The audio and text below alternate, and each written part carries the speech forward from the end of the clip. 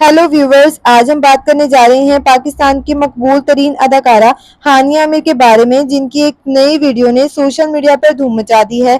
जी हां, हाल ही में हानिया आमिर की एक वीडियो वायरल है जिसमें वो कराची की सड़कों पर मोटरसाइकिल पर डांस करती दिखाई देती हैं। हानिया ने ये वीडियो खुद इंस्टाग्राम पर शेयर की और मदाहों की जानिब से इस पर भरपूर तबसरे किए जा रहे हैं।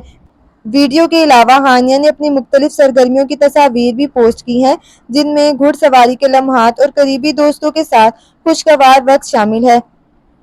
याद रहे, इससे पहले भी हानिया आमिर की एक वीडियो वायरल हुई थी जिसमें वो आसिम अजहर के कॉन्सर्ट में अपनी दोस्त अदाकारा यशमा गिल के साथ इनके मशहूर गाने गलत फहमी पर डांस कर रही थी। और यही नहीं, इन दिनों हानिया आमिर एक बार फिर आसिम अजहर के साथ ताल्लुकात की अफवाहों की वजह से खबरों की सुर्खियों में है। तो व्यूवर्स, आपको क्या लगता है, क्या ये वीडियो सिर्फ एक इंजॉयमेंट है या फिर आसिम अजहर के साथ खबरों में आने का कोई इशारा? कमेंट सेक्शन में अपनी कीमती राय का इज़हार ज़रूर कीजिएगा।